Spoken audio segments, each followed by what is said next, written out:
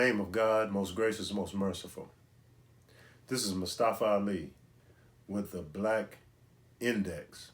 The Black Index. And we at the Black Index are going over people, places, and events. And these are short snapshot videos that we put into research, extensive research, and hope to share at the end of the videos the resources to open one up or begins one wealth into an abundant information about Africa and the diaspora. Today's video is on Zora Neale Hurston.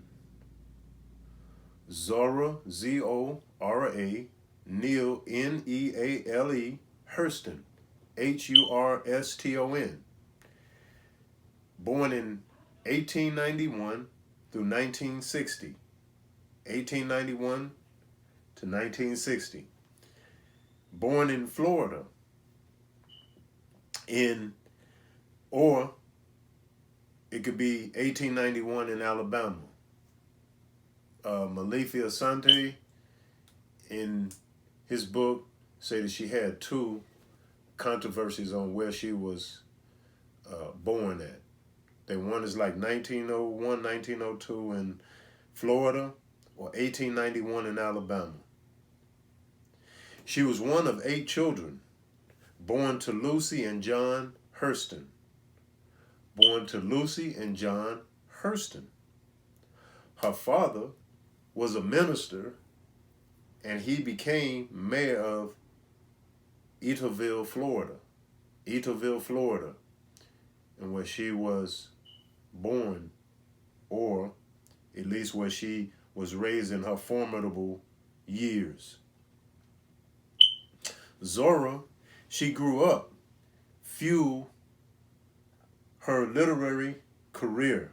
Where she grew up fueled her literary career because she was a writer of short stories, very powerful stories. And as a teenager, she left home and worked for a traveling musical show. She left home and worked for a traveling musical show. She settled down in Baltimore, Maryland, where she graduated from high school. She graduated from high school in Baltimore, Maryland, which is a long way from Florida. And at that time, you can only imagine the traveling conditions and how she was as a teenager.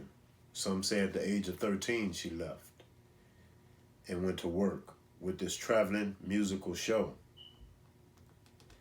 So she settled down in Baltimore and graduated from high school. She attended Howard University. She also attended Barnard College in New York. And her writings, it was described as she captured the nuances of the average black person's struggle for freedom in America and throughout the world. She captured the nuances of black people who struggle for freedom in the United States and throughout the world, because she also traveled to Haiti and a few other places. She wrote many works to support herself. Many works, and we have a few here. Their eyes were watching God.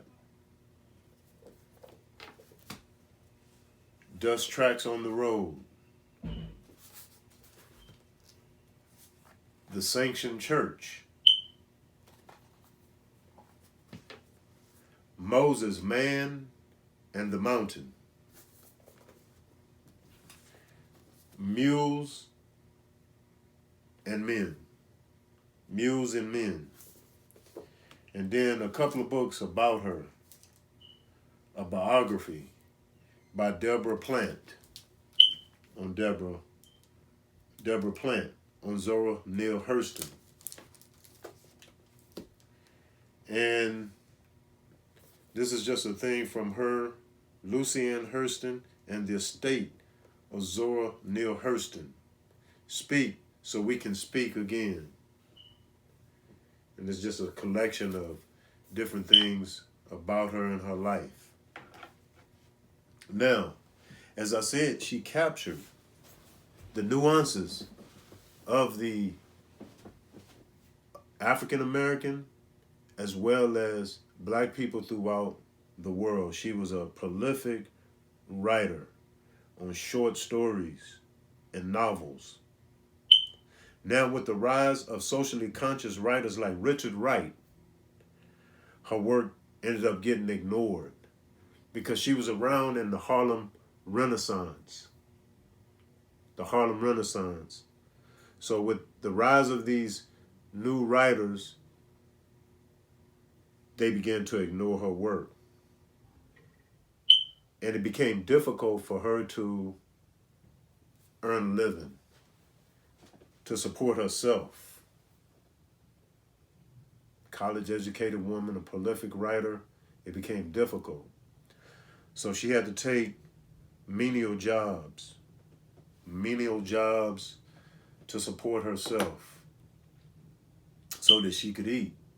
And you kind of see that today when people go and get a college education, and when they get out of college, they can't find a job, or the degree isn't equipped to where they can make a living based on what they went to school for. So many of them have to take jobs such as pizza delivery drivers, etc., which all these are honorable work, because anytime that you could try to feed yourself or work on your own, but at the same time, when you kind of go to school to learn a trade or to be self-sufficient in what you think, sometimes it can become hard. So she took menial jobs because her work was not being picked up. So in the 1970s, her work got revived. Her work got revived by Alice Walker and Robert Hemingway. By Alice Walker and Robert Hemingway. They revived her work because her work had got ignored. And she actually ended up becoming one of the most well-known figures of the Harlem Renaissance when you go back through history, because she was back during that time, during the Harlem Renaissance. And really, she accomplished more, as many of our people in the diaspora and in Africa accomplished more in death than what they did when they were living, or have their works more appreciated, or their stance more appreciated later on, as in real time. And that's not a bad thing, because for some people, they can get the praise at that time, but history will forget about them in some cases. But here at the Black Index, we don't say yay or nay. We give it all, because all of it is a part of us, whether they were recognized or weren't. But she is a woman who really need to be studied and appreciated at that time when you look at what they had to go through. She died in January 28, 1960 of a stroke. And when you look at strokes, why is it important for us to eat right and to try to have less stress, to watch our blood pressure, even though it could be many other different causes for strokes. As a person that has a stroke, we can sometimes die prematurely. Now, when I say prematurely, when it's your time to go, it's your time to go, because only God knows. But at the same time, we don't want to neglect ourselves in terms of our health, in which way, or help along that to come. So we want to try to be healthy. But as I said, she had to take on menial jobs to support herself. So you can only imagine the struggle, the hardships that she had to go through.